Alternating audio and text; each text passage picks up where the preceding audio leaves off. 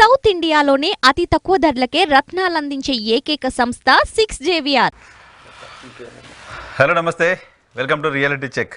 ఆంధ్రప్రదేశ్లో ఎన్నికల ఘట్టం ముగిసింది. పోలింగ్ ముగిసిన తర్వాత ఎవరికి సంబంధించి వాళ్ళు విజయం పైన ధీమా వ్యక్తం చేస్తూ ఉన్నారు. దాదాపు గడిచిన ఎన్నికల్లో జరిగిన పోలింగ్ దగ్గరికి ఇంకా అఫీషియల్గా నెంబర్ రావాల్సింది. ఇప్పటివరకు అందుతున్న సమాచారం ప్రకారం 78% పైగా పోలింగ్ అయింది. గడిచిన ఎన్నికల్లో 80.33% పోలింగ్ నమోదైంది.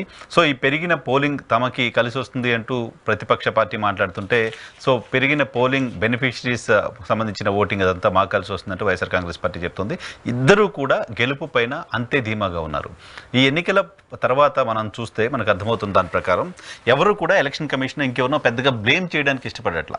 జనరల్గా ఎలక్షన్ జరిగిపోయిన తర్వాత ఓటమికి సంబంధించిన సిమ్టమ్స్ ఉన్న పార్టీలు ఏం చేస్తూ ఉంటాయి, పలానా వాళ్ళు ఇలా చేశారు, ఎలక్షన్ కమిషన్ కావాలని వన్ సైడ్గా వ్యవహరించేసింది, లేకపోతే ఇంకెవరు ఏది చేశారు అని ఓటమికి కారణాలు ఎత్తుకునే ప్రయత్నాలు చేస్తుంటారు. బట్ ఆంధ్రప్రదేశ్లో రెండు పార్టీలు కూడా విజయానికి సంబంధించి సమానమైన ధీమాతో ఉన్నారు. గ్యారంటీగా గెలుస్తామనే ధీమా రెండు పార్టీలలో కూడా కనిపిస్తోంది.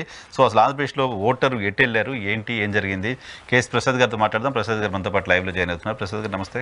నమస్తే అండి. ఏంటి అసలు ఎలక్షన్ తర్వాత ఇంకా ఉత్కంఠ ఇంకా పెరుగుతుంది ఎందుకు? మాకేనా, మీకేమైనా ఉందా? మీ అబ్జర్వేషన్ ఏంటి? ఇందులో ఉత్కంఠ ఏం లేదు సార్. లాస్ట్ టైం అయితే 45 days, ఈసారి ఇంకా కొంచెం తక్కువే కదా. ఫస్ట్ థింగ్ ఏంటంటే, లాస్ట్ టైం తెలుగుదేశం ఆడవాడు చూస్తే అసలు భూమి ఆకాశం ఏకం చేసేసారు. ఏకం ఉందా మీకు? అవును. ఇంకా లగడపట్టాడు అయితే ఇంక మరి అసలు ఓవర్ యాక్షన్ పరాకాష్ట. అవును. నిన్న ఆయన ఇంకా నేను జీవితంలో మళ్ళీ చేయని సర్వేలు అని చెప్పాడు, నేను మాట్లాడాడు. బుర్ర ఉపయోగించినట్టుకుంటాడు. ఫస్ట్ సగం పేపర్ స్ప్రే కొట్టి సగం రాష్ట్రాన్ని భ్రష్టు పెట్టించిన వాళ్ళు అదొకడు. ఇలాంటి వాళ్ళందరినీ ఏంటంటే మనం ఎక్కడికక్కడ కూర్చోపెట్టకుండా వీళ్ళు అనవసరంగా ఆయన చెప్పింది ఏంటంటే జనాలతో సంబంధం లేకుండా సర్వేలు చేయకూడదు, నేను జనాలతో సంబంధం లేవు కాబట్టి ఇప్పుడు సర్వేలు చేయట్లేదు చెప్పారు. దాన్ని బుర్ర ఉపయోగించడం అంటారు, ఇంగిత జ్ఞానం వాడడం అంటారు. అవి ఉండాలి ఎప్పుడైనా సార్. ఇప్పుడు ఎప్పుడైతే ఈ ఓవర్ యాక్షన్కి అలవాటు పడిపోయిన వాళ్ళు ఏంటంటే కాల్ జాబ్ కూర్చుని 5 సంవత్సరాల తర్వాత లాస్ట్ 2 months ఏదో అడవాడు చేసేస్తే ఎలక్షన్ గెలిచేస్తాం అన్న దానికి తెలుగుదేశం అలవాటు పడింది. Okay okay okay. ఇక్కడ తెలంగాణ కూడా లాస్ట్ 2 monthsలో మీరు కాంగ్రెస్ చేసిన అడవడి మీకు జ్ఞాపకం ఉందో లేదో, సేమ్ ఎలక్షన్కి లీడ్ అయింది అనుకుంటే. ఇక్కడ ఒక చిన్న తేడా ఉంది గమనించుకొని. తెలంగాణలో బీఆర్ఎస్ పార్టీకి గ్రేటర్ హైదరాబాద్లో పట్టం కట్టారు. మీకు అర్థమవుతుంది కదా లాజిక్. ఇది వాడితే అక్కడ తేటతెల్లం అవుతుంది. ఆంధ్రప్రదేశ్లో 175 నియోజకవర్గాల్లో దగ్గర 120 నియోజకవర్గాలు గ్రామీణ వాతావరణంతో అనిపడి ఉన్నాయి. సెమీ అర్బన్ ఒక దగ్గర 20-30 ఉన్నాయి. అర్బన్ మిగిలినవి అవుట్ ఆఫ్ 175. సో ఇక్కడ రూరల్ అన్నది ఒక వైటల్ రోల్ ప్లే చేస్తుంది. It is not less than 120 to 130. Semi urban rural కలుపుకుంటే 140 స్థానాల్లో తీవ్ర ప్రభావం చూపించే అంశాలతో తెలుగుదేశం వెనకబడి ఉంది. ఇది వాస్తవం. ఇంకా మిగిలినవి డిసైడింగ్ ఫ్యాక్టర్స్ అనుకుందాం. ఇక్కడ మీకు 2014 నుంచి 19 దాకా కూటమి పేరుతో చేసిన దహనకాండ ఏదైతే ఉందో, దాష్టికమనో, దానికి వాళ్ళ దగ్గర ఈ రోజు కూడా ఇది మేము చేసాం మా ఆయనలో అని చెప్పుకోవడానికి ఒక్కట్లేదు. ఒకటి కబుర్లేటి హైదరాబాద్ నేనే కట్టాను, కులీ కుతుబ్ షా చచ్చిపోతే నాకే ఇచ్చాడు ఆ వారసత్వం, హైటెక్ సిటీ కట్టానని ఇవే కబుర్లు చెప్పుకుని కాలక్షేపం రాజకీయాలు. సరే, అది ఇల్యూజన్ లో ఉన్నారా వాళ్ళు నిజంగానే? అది ప్రజలకు అర్థమైతే ఇప్పుడు బ్రాహ్మణి గారు ఎక్కడికి వెళ్ళి కూలీలు ఎవరో అక్కడ ఓటర్స్ దగ్గరికి వెళ్ళి మాట్లాడుతూ, మీకు తెలుసు కదమ్మా చంద్రబాబు నాయుడు గారు హైదరాబాద్ని కట్టారు అని చెప్తున్నారు. అదే చెప్తున్నాను, ఇవన్నీ తెలివి తక్కువ మేళం సార్, వీటితో కాదు. అది రాజకీయాల్లో ఎవరంటే కుటుంబం వచ్చి మా ఆయన కోటేయండి, మా తాతయ్య కోటేయండి, మా మామ కోటేయండి ఇవన్నీ చెప్తూ ఉంటారు. వాళ్ళకి అన్నీ తెలిసి అన్ని మెచ్యూరిటీ లెవెల్స్లో దయించి పరిగణలోకి తీసుకోకండి. సో ఇక్కడ వాస్తవం ఏంటంటే ఈ ప్రభుత్వాన్ని చవి చూశారు. Rural Hyderabad, greater Hyderabad related మీరే చెప్తున్నారు. సో ఆ దీంట్లో ఎప్పుడైతే మనకి ఇక్కడ అభివృద్ధిని నెక్స్ట్ అక్కడ ఏం జరిగిందో ఆకలించుకున్న వాళ్ళు తెలంగాణలో బీఆర్ఎస్ పార్టీకి ఎన్ని ఓట్లు వేశారు ఇక్కడ చూడొచ్చు. ద సేమ్ సినారియో అక్కడ రూరల్ సెగ్మెంట్స్లో నిజంగా సంక్షేమం, అక్కడ గ్రామీణ స్థాయిలో జరిగిన అభివృద్ధి అంటే సచివాలయం కానీ, గ్రామ క్లినిక్లు కానీ, లేదంటే ఆర్బీకే సెంటర్లు కానీ, స్కూల్స్ పరివర్తన చెందినవి అక్కడ నిట్టనిలువుగా సోదాహరణంగా ఉన్నాయి. సో వాళ్ళ టర్న్అవుట్ ఎలా ఉంటుంది టువర్డ్స్ హూమ్ అన్నది ప్రజలకి తేటతెల్లం అర్థమైపోతుంది. సో దీన్ని పర్యవసానాలు ఏవి పరిగణలోకి తీసుకోకుండా వీళ్ళు డబ్బాలో గులకరాలు వేసి దర కొడుతున్నారు. ఎంత కాదన్నా 35% మధ్యలో ఉన్న తెలుగుదేశం జనసేన కలిపి 40%లో ఒకే సింగిల్ వర్షన్ డైలాగ్ ఏంటంటే జగన్మోహన్ రెడ్డి దిగిపోతాడు, మేమే అధికారంలోకి వస్తామని. 40% మాడ్యులేషన్స్ పెంచి మాట్లాడుతున్నారు. ఫర్ వై అనేది చెప్పలేకపోతుంది. వై అన్నది వాటర్ అనేది ఉండదు. అధికారమే పరమావధి, పెట్టుబడిదారీ వ్యవస్థ ప్రతిష్ఠించబడాలి. దీనికి తగ్గట్టు ఈ భౌగోళిశాలను కూడా వేణీలకి శనీలు తోడైనట్టు తగలబడి వస్తున్నారు. కానీ రిమైనింగ్ 60% మనోభావాలు ఏంటన్నది మాత్రం చర్చకి ఆటలేదు. ఇది కనుక మనం కంపారిటివ్గా ఇది అని చెప్పవలసిన అవసరం కూడా లేదు. ఎందుకంటే this is over, election is over. నిన్నటి సాయంత్రంతో సభకు నమస్కారం అర్ధరాత్రి దాకా జరిగిందట్లు. ఎలక్షన్ కమిషన్ విషయంకి వచ్చేసరికల్లా ఏంటంటే కారణాలు ఎంచుకోవడంలో సిద్ధహస్తుడైన తెలుగుదేశం చంద్రబాబు నాయుడు అయితే ఎలక్షన్ కమిషన్ మీద గౌరవాలు చెత్త చెదారం ఇలాంటివన్నీ అలవాటు పడ్డాడు. రాష్ట్రం కూడా త్రివేదికి చూసి సినిమా చూపించాడు అక్కడ, జ్ఞాపకం ఉందా? ఈసారి మాట్లాడలేదు, బాగానే జరిగింది ఎలక్షన్ అంటున్నారు. ఎందుకంటే మార్చిన వాళ్ళు గెలుస్తున్నామని ధీమాలో ఉన్నారు. వాళ్ళు గెలుస్తారు. 4 ఎస్పీలో 5 ఎస్పీల్లో మార్చారు. అక్కడ అడవాడు ఏమైందో చూసాం కదా. ఈ పల్నాలో ఎడ్డితనానికి ఇంకొకసారి పరాకాష్ట. ఎందుకంటే పక్క ఊరోడు బుర్రల భద్రం కొట్టేసుకుంటుంటే మా ఊర్లో ఏం లేదని ఎవడమట్టుకడ చేతులు కడుపు కూర్చుంటున్నారు. నేను పల్నాడు రాయలసీమ ఇద్దరికి కొన్ని విషయాలు చెప్పాలి ప్రజలకి. మీరు మీ ఎడ్డితనాలు ఇంట్లో పెట్టుకోండి, దండం పెట్టి. వేస్ట్ క్యాండిడేట్ అని చెప్తాను. ఎందుకంటే ఈ దిక్కుమాల పౌరుషాలు నిన్న హనుమంత్ రెడ్డి మీదనో సుధీర్ రెడ్డి మీద జమల్ మడుగులు వద్దాడు. ఎవరు యాదనారండి హనుమంత్ రెడ్డి మీద మిస్ అయింది. హనుమంత్ రెడ్డినే టార్గెట్, సుధీర్ రెడ్డికి టార్గెట్. నేను ఎందుకు చెప్తున్నానంటే ఇన్నాళ్ళు బట్టి అక్కడ ఉన్నాడు స్థానికంగా యాదనారెడ్డి. మీరు ఇంటర్వ్యూ చేశారు కదా సుధీర్ రెడ్డి. ఆయన మామూలుగా ఒక సామాన్య మానవుడుగా ఒక డాక్టర్ అయ్యిండు కూడా, బ్యాక్గ్రౌండ్ ఉండి కూడా మైసూర్ రెడ్డి కుటుంబం నుంచి వచ్చినవాడు. ఒక సామాన్య మానవుడు ప్రజల్లో నిరంతరం తిరుగుతూ నేను అతన్ని కలిశాను, అతను ఇంటర్వ్యూ కూడా చేశాను. The way is conducting with the people అన్నదానికి రెసిప్రోకేటివ్ యాటిట్యూడ్ చూపించకుండా ఏంటి దాళ్ళు, ఈ వైరాలు. అలాగే ఇక్కడ పల్నాడుకు వచ్చారు పిన్నిల్ గారు 5 సంవత్సరాలు 5 టర్ములు బట్టి ఆయన ఎమ్మెల్యేగా ఉంటూ వాట్ ఈఎస్ జనరల్ కాకుండా కొత్తవాడు వచ్చి చేస్తున్న దాష్కానికి వాళ్ళకి దేవ్ జిల్లా కూర్చుని ఎంటర్టైన్మెంట్ చూస్తుంటే అంటే పక్క ఊర్లో జరిగితే మీకు సంబంధం లేదా? మీ ఊరు స్తబ్దంగా ఉన్నప్పుడు పక్కూరు మీద దాడి జరిగినప్పుడు అంటే సంఘీభావాలు ప్రకటించాలి కదా.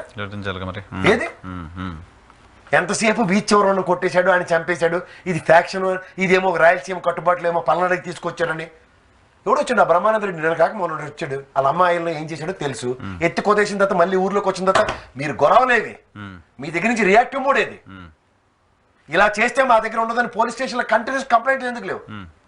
ఇది కదా సార్ చేయాలి. వీడొచ్చాడు, వీడితో ఈ ఉపద్రవం ఉంది, గతంలో ఈ జరిగిన అనుభవాలు ఉన్నాయి, మళ్ళీ అవే తెరలేపుతున్నారు, ఇది అన్నది ఎక్కడైనా ఉందా? ఇది గమనించండి. నిన్న పోలీసుల సమక్షంలోనే కదా మనం వీడియో కూడా డిస్ప్లే చేసాం. వెళ్తుంటే ప్రేక్షక పాత్ర, మరి సెంట్రల్ ఫోర్స్. సో ఇంతకుముందు అర్బన్ గురించి మీరు చెప్తే నాకు అంటే జనరల్గా ఎవరి అంచనాలు వాళ్ళకున్నాయి. కానీ పోయినసారి విశాఖ మనకు ఆంధ్రప్రదేశ్లో మేజర్ అర్బన్ అంటే విశాఖపట్నం, విజయవాడ, తిరుపతి, ఇంకా అనంతపురం, కాకినాడ మేజర్ టౌన్స్ కదా. గుంటూరు వస్తుంది. పోయినసారి విశాఖపట్నంలో మొత్తం సీట్లు అర్బన్ అన్ని టీడీపీ గెలిచింది. ఎన్ని గెలిచారు? 4 వాళ్ళు గెలిచారు. 4 వాళ్ళు గెలిచారు. ఇందులో ఈస్ట్ వెస్ట్ నార్త్ సౌత్ మొత్తం వైసీపీ టీడీపీ గెలిచింది విశాఖపట్నంలో. సో ఈసారి అక్కడ వైసీపీ గెలుస్తుందని చెప్తున్నారు మెజార్టీ సీట్. ఎక్కడ మరి పల్లా శ్రీనివాస్ ఓడిపోయాడు కదా. ఎవరు? ఆయన గాజువాక్ చేసినట్టున్నారు కదా. గాజువాక్ భీములు ఎక్కడ చేశారు ఆయన? గాజువాక్ ఓడిపోయాడు. సో నా పాయింట్ ఏంటంటే అక్కడ అర్బన్లో వైసీపీ పోయినసారి కంటే బెటర్గా పెర్ఫామ్ చేస్తుందని చెప్తున్నారు. విజయవాడలో పోయినసారి వెల్లంపల్లి శ్రీనివాస్ గారు గెలిచారు. మిగతా 2 సీట్లు ఆల్మోస్ట్, ఒక సీట్ ఏమో ఆల్మోస్ట్ 15 ఓట్లు 20 ఓట్లతో. సో అక్కడ విజయవాడలో కూడా ఈసారి 3 సీట్లు గ్యారంటీగా వైసీపీ గెలుస్తుందని ధీమా వైసీపీ వాళ్ళు ఉన్నారు. గుంటూరులో 2 సీట్లలో పోయినసారి ఒకటి వైసీపీ, ఒకటి వేరే వాళ్ళు కలిసి ఈసారి 2 సీట్లు వైసీపీ గెలుస్తుందనే దాంట్లో ఉన్నారు వాళ్ళు. కాకినాడలో సిటీ ద్వారంపూడి చంద్రశేఖర్ గారు మళ్ళీ గెలుస్తారనేది ఉంది. తిరుపతి సీటు పోయినసారి తిరుపతిలో మేజర్ సీట్, తిరుపతి మళ్ళీ వైసీపీ గెలుస్తున్నది. ఇంకా అర్బన్లో వ్యతిరేకత ఎక్కడ? అదే నేను చెప్తున్నాను సార్. ఇప్పుడు మీరు 2019 ఆడవాడితో కంపేర్ చేస్తే ఇంకా కాస్త దగ్గర ఇంక ఇవాళ నుంచి మొదలెట్టారు దిక్కుమాల సర్వేలు అని తీసుకొచ్చి మన నిదానం పెట్టి అల్లాడికి అప్పుడు 1947లో క్రెడిబిలిటీ ఉంది, ఇప్పుడు క్రెడిబిలిటీ ఉంది, ఈ కంపారిజన్లో ఇల్లే వస్తారని మా ఫ్రెండే గ్యాప్కో వస్తాడు. ఆడంతే మాతో పాటు ఎగ్జామ్ రాసి వచ్చేవాడు. రాగానే కాలేజ్ ఫస్ట్ నాదేరా బాబా అని చెప్పి వెళ్ళిపోయాడు. ఏందిరా అంటే రిజల్ట్స్ వచ్చిందాక ఆడే కాలేజ్ ఫస్ట్. అడిగి తగ్గివాడు కదా, రిజల్ట్స్ వచ్చిన తర్వాత ఎక్కడ ఉన్నాడో నే ఎత్తుక్కుని వాళ్ళు. అలాగ ఉంది ఇప్పుడు. ఒక్కరోజు భరించడానికి సిద్ధమైతే ఈ రోజు ఏమైనా చెప్పచ్చు. ఇప్పుడు అదృష్టానికి లాస్ట్ టైం అయితే 45 రోజులు భరించేవాడు. అలాగే ఈసారి అయితే రేపు 4వ తారీఖు దాకా భరించాల్సి వస్తుంది. పోయినసారి ఎలక్షన్లో మీరు ఈ మధ్య మాట్లాడితే మీసాలు తిప్పుతున్నారు.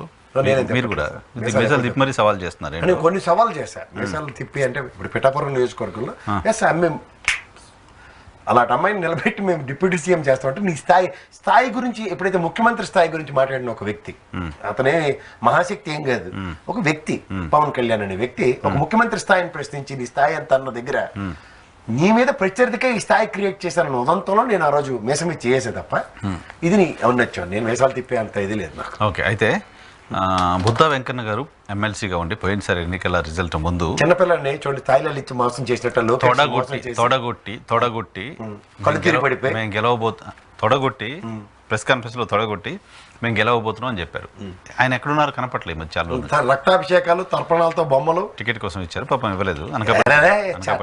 చెత్తకాల గురించి కూర్చుని అలా సిన్నేను కొన్నాడు అమాయకంగా ఆయన పట్టుకుని కొట్టడానికి మిగిలిన తోలు తీసేస్తారు. టీడీపీ 23 సీట్లు పడిపోతున్నప్పుడు ఆయన వచ్చి తొడగొట్టి గెలుస్తామని చెప్పారు. దాన్ని అప్పుడు దాన్ని ఓవర్ యాక్షన్ అంటారు. ఇప్పుడు టీడీపీ గెలుస్తుంది అనే ఇంప్రెషన్ లో తెలుగుదేశం పార్టీ ఉన్నప్పుడు ఎందుకు చేయట్లేదు నా పాయింట్. అప్పుడు ఎమ్మెల్సీ కదా సార్, ఇప్పుడేంటి మాజీ ఎమ్మెల్సీ జుజుబి. మీకు అలా ఎంట్రన్స్ రామారావు ఎంట్రన్స్ ఇంకా మీకు మర్చిపోలేకపోతున్నట్టున్నారు. మాజీ ఎమ్మెల్సీ ఆ లోకేష్ అమాయకత్వానికి ఇలాంటి వాళ్ళు అందరూ ఎమ్మెల్సీలు అవుతారు. అంతకన్నా అతిరేత మహారథులు ఉన్న వాళ్ళని అందరినీ పక్కన పెట్టి ఈ జుజుబి గారిని తీసుకొచ్చి ఎమ్మెల్సీ చేయడం జడ్డితనానికి నిదర్శనం. ఏంటి ఇప్పుడు మీరు వైసీపీ వాళ్ళు మీకు ఏదో ఎమ్మెల్సీ ఇస్తున్నారని బయట ప్రచారం అవుతుంది, అంటే ఎమ్మెల్సీ ఆఫర్ చేశారని బయట ప్రచారం అవుతుంది. తుంటు కొడితే పొలరాలని మధ్యలో నాకు ఎమ్మెల్సీ మీరు ఎమ్మెల్సీ మాట చెప్తున్నాను గుర్తుంచుకోండి.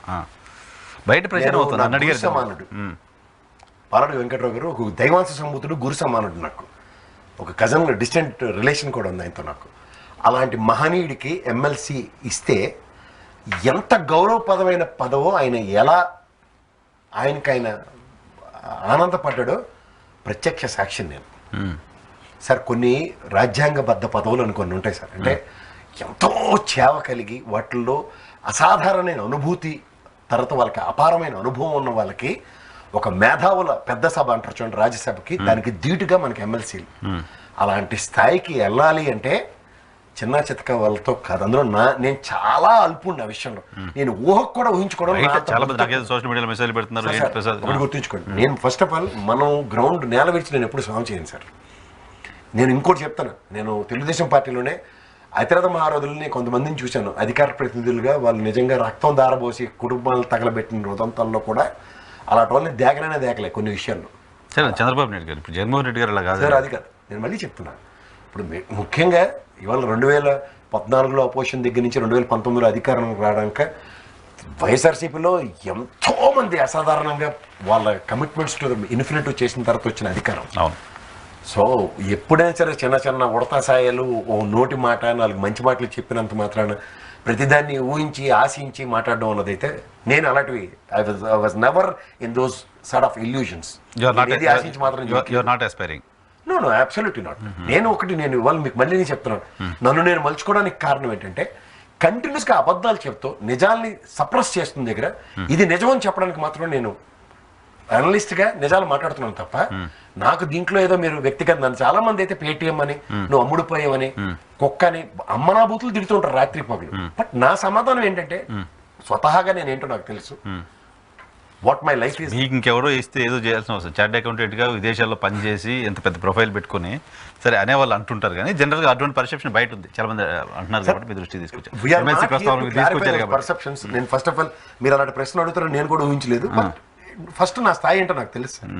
నేను అనవసరంగా నేను ఆ పవన్ కళ్యాణ్ లాగా ఎక్కడో 7th లెవెల్లోనూ అట్లా నేను ఊహించుకొని నేను ఎప్పుడు మాట్లాడను.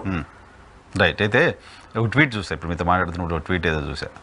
మాతో ఉంటూ ప్రత్యర్థులకు పనిచేసేవాడు మా వాడైనా పరాయి వాడే, మాతో నిలబడేవాడు పరాయి వాడైనా మా వాడే. నాగబాబు గారు ట్వీట్ ఎవరిని ఉద్దేశం చేసుంటారు? సార్ మీరు పార్టీ జనరల్ సెక్రటరీ, మీరు అట్లా అంటే వాళ్ళ పార్టీకి వాళ్ళు ఇచ్చుకుంటారు. అల్లు అర్జున్ గారిని ఉద్దేశించి చేశారు అనేది బయట చర్చ. సార్ నేను ఒక్క విషయం చెప్తాను, ఈ సినిమా వాళ్ళంటే దమిడికి సమాజానికి పనికొచ్చే వాళ్ళు కాదు. వీళ్ళు ఏదో ప్రభావితం చేస్తారని ఒక ఫాల్స్ ఇల్యూజన్ లో వాళ్ళు ఏదో రక్తి కట్టిస్తుంటారు వాళ్ళ యొక్క పద్మభూషణలో పద్మవిభూషణలకి. ఐఎమ్ కేటగిరికలీ సేయింగ్ ఈ నాగబాబులు అటువంటి అసలు దమిడికి పనికొచ్చి చేతామని కూడా లేని మనిషి అతను. ఇతను ఎంతసేపు వాళ్ళ కుటుంబాల మీద పడి ఆడడం తప్ప వేరే ఇది ఉండదు. స్వయం ప్రతిపత్తితో బయటకు వచ్చిన అల్లు అర్జున్ నటుడు అందరికీ తెలిసిన విషయమే. అతను గంగోత్రి సినిమా అన్నప్పుడు అతను కొన్నంత క్రిటిసిజం మరెవరికి ఉండదు. ఆయనకి ఇవాళ చిరంజీవి గారి బ్యాక్గ్రౌండ్ లెగసీతో కాదు, అల్లు అరవింద్ గారు it self happen to be producer. Entry pass కి రామారావు గారు ఇప్పుడు చిరంజీవి గారి కుటుంబంలో ఎంతమంది ఉన్నారు చూడండి. వీళ్ళందరికీ జస్ట్ ఎంట్రీ పాస్ అండి. They need to prove their abilities. ఇప్పుడు చైతన్య కృష్ణ ఉన్నాడు, మళ్ళీ ప్రాణాలకు తెగించి ఎవరితోనో ఇప్పుడు ఎవరైనా ఆయన పేరేటండి త్రివిక్రమ్తోనో ఇలా వాళ్ళతో సినిమా తీసేస్తానంటే ముందు జనాలు ఊరెట్టుకుని చచ్చిపోతారు. అవునా కదా? నాకు తెలియదు, నేను సినిమాలు పెద్దగా ఫాలో అవ్వను. నేను చచ్చిన ఫాలో అవును, కానీ చైతన్య కృష్ణ బాగా ఫాలో అవుతున్నారు మీరు. చైతన్య కృష్ణ ఒక్కరిని బాగా ఫాలో అవుతున్నారు మీరు. ఈ మధ్య బ్రీచ్ సినిమా వచ్చింది, బ్రీచ్ ఆఫ్ కాంట్రాక్ట్ అంటారు. ఎందుకంటే సినిమా మొనాటమీని బ్రేక్ చేయడానికి ఇలాంటి వాళ్ళు వస్తున్నప్పుడు ఈ బ్రీచ్ ఆఫ్ కాంట్రాక్ట్ ని ఎప్పటికప్పుడు మనం నిలవరించాలి. ఆగు ఆగు ఆగు అని, లేదంటే మన ప్రాణాలు తినేయడానికి మళ్ళీ సిద్ధమైపోతూ ఉంటాం. అంచేత ఎప్పుడు ఎలాంటివి చూసుకున్నప్పుడు అలాంటిది కాదు కదా వారసత్వం. అది రామారావు గారు, బాలకృష్ణ వీళ్ళందరినీ భరించిన పాపానికి చచ్చినట్టు ఈయన కూడా భరించాలంటే మన నెత్తిమీ పెడితే ఏంటి ఏంటికి జిక్కుమాల ఆబ్లిగేషన్ అని అడిగి వాళ్ళు లేక రెడీ అయిపోతూ ఉంటారు. అలా కాదు కదా Allu Arjun. Success has come from self made man. ఆ క్రిటిసిజం నుంచి అతను పరివర్తన చెందాలి. అంచెల వారికి ఎదుర్కొంటూ వచ్చాడు ఇవాళ స్థాయికి. ఇవాళ ప్యారెంట్ స్టార్ లో 100 కోట్లు శాసించే స్థాయి ఉన్నాడు. ఈ సినిమాలు తీసిన 100 కోట్ల స్థాయికి రాలేకపోతాడు పవన్ కళ్యాణ్.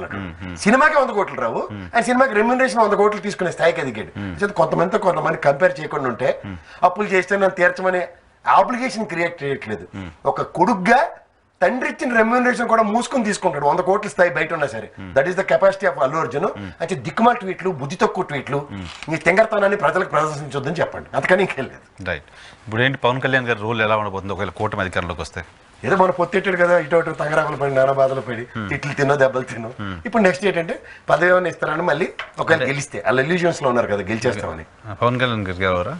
గెలిచినప్పుడు చూద్దాం, మాట్లాడదాం. 4 తారీఖు గెలిస్తేనే మాట్లాడదాం. 4 తర్వాత వాళ్ళ అధికారం వస్తే నేను చచ్చిపోతాను, అప్పటిదాకా బతికే ఉంటాను కదా. నేను గ్యారంటీ విశ్లేషిస్తాను. వాళ్ళు చెప్తున్నారు సార్, రోజు నాకు ఫోన్ చేసి సంపేతమనే చెప్తున్నారు. ఆ రెడ్ బుక్ లో కూడా నీ పేరు రాశాడట, సంపేతాడ చనిపోయాడని. హోంవర్క్లు రాయమన్నారు బాబు, తర్వాత ఎర్రపోచుకోవాలి సంపే చూద్దాం. కానీ ఇప్పుడేంటి పవన్ కళ్యాణ్ గారు 2 రోజుల తర్వాత పప్పాలకు రావడం, పవన్ కళ్యాణ్ గారి రోల్ ఎలా ఉండబోతుంది? ఏముంటుంది రోల్? ఇప్పుడు ఏం రోల్? ఆడు వద్దురా బాబా అవతల బాబా తెలుగుదేశం అంటే బతిమాలి ప్లీజ్, అలాగైనా సరే పొత్తెట్టుకోండి ప్లీజ్ అని ఎగేసుకుని. ఏంటంటే సీనియర్ మోస్ట్ లీడర్ నేను, ఆయనకన్నా నరేంద్ర మోడీ నామినేషన్ వెనకాల బస్సులో పోతాండి. ఇక్కడేమో కాన్వాయ్లు Z+ కేటగిరీ, బస్సులో తిరగడానికి ఎంత ఆడవాడు ఎందుకు పోతారు సార్? ఓ స్థాయి ఇక్కడెక్కడో ఊహించుకున్న మనిషిని నేనే అలా మాడుతానంటే నా మీద నాకే ఆశయం వేస్తుంది. పవన్ కళ్యాణ్ గారు నిజంగా మీ స్థాయి ఏంటి సార్, మీరేటి ఇలా దిగజారిపోయారు నేను అడగాలి. అలా జగన్మోహన్ రెడ్డిని ప్రశ్నించడం కాదు, నీ స్థాయి ఏంటని. చంద్రబాబు నాయుడు పోయినసారి ఎలక్షన్ ముందు అన్నారు, మోడీని అక్కడే జూనియర్, నేను ఈగో చంపుకొని అన్నిసార్లు ఆయన దగ్గరికి. ఇంకేం చంపుకుని వెళ్ళాడు? అప్పుడేంటి ఈగో చంపుకుని, ఇప్పుడేంటి వారణాసి వెళ్ళారా? వారణాసి నామినేషన్కి వెళ్ళాడు కదా. చేచే నేనైతే నిజంగా చెప్తున్నాను, విత్ హ్యూజ్ ఎక్స్పెక్టేషన్స్. నేను నిజంగా చెప్తున్నాను, చంద్రబాబు నాయుడు గారు నేను చాలా గౌరవించే మొదటి వ్యక్తిని. But unfortunately he has not stood to my expectations at all. అందులో ఈ 2024 ఎలక్షన్స్ కి ఆయన సమాయత్తమైన విధానం అయితే నో చిచే, నాకు చాలా ఆశయం వేస్తుంది. ఫాల్స్ ప్రొపగండాతో అసలు ఆయన కాదు అసలు. No, is the original legacy of Chandrababu Naidu గారిని. That is totally different. But first thing నేను ఎప్పటి నుంచి చెప్తున్నాను, ఒక రీజనల్ పార్టీతో పోటీ తత్వం లేని తను. రెండోది ఏంటంటే వెనక్కి తిరిగి చూసుకుంటే ఏమి చేయని నిస్సహాయ స్థితి. ఇది ప్రజలకి చెప్పుకోలేక, అది ఇందాక చెప్పారు చూడండి, అహంకారం ఉన్నది ఒక పొరలా కమ్మేసి ప్రజాస్వామ్యంలో this is what I mean అన్నది. ఎందుకంటే కాంగ్రెస్లో ఇందిరాగాంధీ గారి దృష్టి ఈయన మీద పడేలా చేయగలిగినంత సామర్థ్యం ఉన్నాడు అతను. నేనే చెప్పాను చాలా విశ్లేషణలు. అలాంటి వ్యక్తి వల్ల డీజనరేట్ అయిపోయిన the way is conducting himself absolutely not tolerable from my side. No, నేను sorry, extremely sorry. Right. Close చేయడానికంటే ముందు పర్సంటేజ్ ఆఫ్ ఓటింగ్ అనేది ఎలక్షన్ పైన ఇంపాక్ట్ చూపిస్తుంది, ఇలాంటి చర్చ జరుగుతుంది. నేను వాళ్ళ మొహం అని చెప్తాను. Difference 1% sir. Last time elections తగ్గింది కదా, తగ్గింది. పాయింట్ 1. రెండోది ఏంటంటే మీరు వెస్ట్ బెంగాల్ ఎలక్షన్స్ కనుక తీసుకుంటే ఇలాగే టర్న్ అవుట్ ఉంది. అప్పుడు కూడా ఏమన్నారు, ప్రభుత్వ వ్యతిరేకత ఈడువాడు అన్నారు. ఇప్పుడు లాస్ట్కి ఏమైంది? తృణమూల్ గెలిచిందిగా, గెలిచింది కూడా తీసుకుంటే. అదే ఇక్కడ నేను ఎందుకు చెప్తున్నానంటే, ఇవాళ మహిళల యొక్క ఓటు బ్యాంక్ టర్న్ అవుట్, వృద్ధుల యొక్క టర్న్ అవుట్ చూసుకుంటే that it self is an answer. Really? Yeah. పోయినసారి కూడా పసుపు కుంకుమ ఇచ్చినప్పుడు మహిళలంతా తర్వాత నిన్న మీరు ఆర్ఆర్ మస్తాన్ గారు కూడా ఆయన చెప్తారు, నేను 1% ఎప్పుడు కన్సిడర్ చేయను అన్నాడు. మీరు 2019 ఎలక్షన్స్ లో కనుక గమనిస్తే 1% వేరియేషన్స్ తో 22 స్థానాలు గెలిచింది YSRCP. Correct. All roads leads to Rome అన్నట్టు 110, 120 స్థానాలు అందరూ చెప్తుంది దగ్గర 22 స్థానాలు కలిపితే నేను ఎప్పటి నుంచో చెప్తున్న ఫిగర్ 130 దాటే ఉంటుంది. అపార్ట్ ఫ్రమ్ దట్ ఒక స్వింగ్ అన్నది ఉంది టువర్డ్స్ పాజిటివ్ స్వింగ్. ఇప్పుడు ఇంత 79% ఓటు బ్యాంక్ దగ్గర స్వింగ్ కనుక యాడ్ అయింది అనుకోండి sir, where the goes number rising ఉంటుంది. ఇంకా ఆబ్వియస్లీ రైజింగ్ ఉంటుంది. If my prediction is not wrong.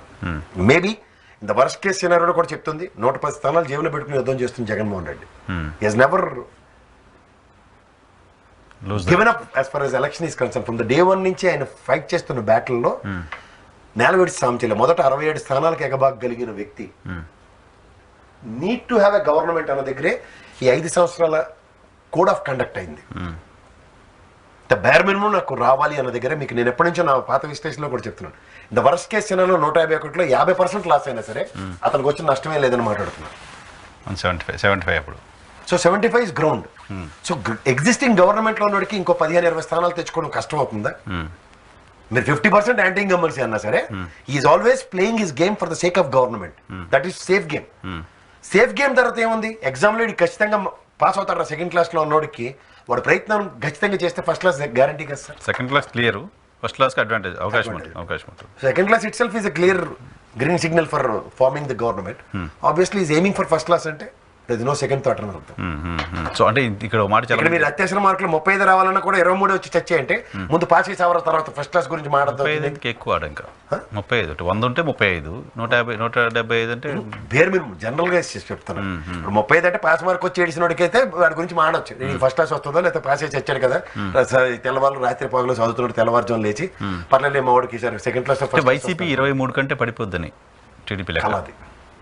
23 కంటే తక్కువ సీట్లు వస్తాయి. మీకు మళ్ళీ నేను చెప్తున్నాను సార్, 18 స్థానాల్లో లాస్ట్ 3 టర్మ్స్ బట్టి ప్రెజెన్స్ లేని వాళ్ళు ఇవాళ చచ్చోచోడే 140కే నిలబడ్డారు. మూడోది రామారావు గారు పార్టీ పెట్టిన కాడి నుంచి ఈ రోజు దాకా 40 స్థానాల్లో తెలుగుదేశం ప్రెజెన్స్ లేదు. ఈ 2 జాలకు ఆన్సర్. వెళ్ళి మొహాలు ఎక్కడ పెట్టుకుంటారు కనుక్కోమనండి. వాళ్ళు పోయినసారి కూడా పసుపు కుంకుమ కారణంగా మహిళలు రాత్రి అంతా నిలబడి ఓట్లు వేశారు. సో అప్పుడు మేమంతా అనుకుంది ఏంటంటే ఒక్కసారి మీరు పసుపు కుంకుమ ఇస్తేనే 6% ఓటు బ్యాంక్ పెరిగింది మీకు. అలాంటి 5 ఏళ్ళు బట్టి ఆడపిల్లలకి ఇచ్చిన దానికి వాళ్ళ టర్న్అవుట్ నేను రాత్రి చూసిన దానికి ఎంత పర్సెంట్ ఇమాజిన్. అంటే అప్పుడు పసుపు కుంకుమ అయిపోతే టీడీపీ ఇంకా దైద్యంగా ఉండు. 23 కూడా వచ్చాయి కదా. చిచే అలాగే తెలుసు ఆన్సర్. దాని మీద డిబేట్కి నేను ఎవరితో సిద్ధం. అలా అధికార ప్రతినిధులు ఇంక్లూడింగ్ చంద్రబాబు గారు కూర్చున్నా సరే విత్ స్టాటిస్టిక్స్ ప్రూవ్ చేస్తాను ఏ నియోజకవర్గంలో ఎంత వచ్చాయో. I can watch for it. So మీ ఫైనల్ వర్డ్? నో నేను ఒకటే విషయం చెప్తాను సార్. నేను ఎంత కాదన్నా నేను ఉత్తరాంధ్ర వెళ్ళొచ్చాను, రాయలసీమ తిరిగాను, పల్నాడు తిరిగాను, నెక్స్ట్ చిత్తూరు తిరిగాను. ఎంత కాదన్నా నేను 3 పార్లమెంటరీ అంటే 3 ఏళ్ళు 21 40 మంది నేను ఎమ్మెల్యేలు ఇంటర్వ్యూలు చేశాను, మినిస్టర్ని. 43 ఏళ్ళు 21 ఎంతంటే 61 స్థానాల మీద నేను అవగాహనతో ఉన్నాను. అంటే గ్రౌండ్లో 1-to-1 మోర్ అవేర్నెస్. అది కాక నేను ప్రకాశం కలిగి తిరిగాను.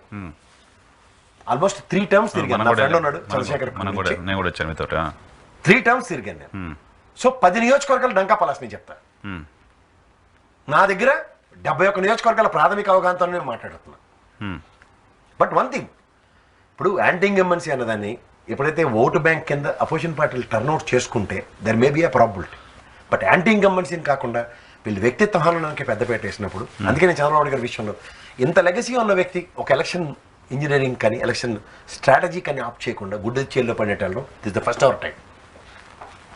సో చూద్దాం ఏం జరుగుతుంది. 2019లో ఇంతకు 10 రెట్లు ఆడవడం ఉంది ఆ 45 రోజుల టైంలో. అంతా కంపేర్ చేస్తే దిస్ ఈజ్ నథింగ్. చివరిగా బెట్టింగ్లు పెట్టుకున్న వాళ్ళకి ఏం చెప్తారు? ప్రసాద్ గారు మాట విని బెట్టింగ్ పెడదామా వద్దా అనుకున్న వాళ్ళకి ఏం చెప్తారు? ఒక్కటి మాత్రం నేను చెప్తాను సార్, వాస్తవానికి ప్రజలతో కలిబడి మాట్లాడండి. 10-20 మందితో మాట్లాడితే మీకు అర్థమవుతుంది. అప్పుడు బెట్టింగ్లు కాస్తారు ఏం చేస్తారు. కానీ మాలాంటి ప్రవచనాలు విని మాత్రం మీరు చెప్పండి. ఓటేసిన రూరల్ అర్బన్ అందరితో మాట్లాడారు, జనాలతో మాట్లాడండి. తప్పే ఉంది. 1 కోటి రూపాయలు 2 కోట్ల బెట్లేసి తగలాడుతున్నారు కదా. ఒక నియోజకవర్గం ఎంపీ కాన్స్టిట్యున్సీ 2 జరగండి, టఫ్ అనుకున్నవి. ఓకే, దాన్ని బట్టి అర్థమైపోతుంది, ఈజీగా అర్థమవుతుంది. Right sir, thank you very much Prasad గారు మాకు కేటాయించినందుకు. ఇది ఇవాళ రియాలిటీ చెక్. రేపటి షోలో మళ్ళీ కలుద్దాం. చూస్తూనే ఉండండి.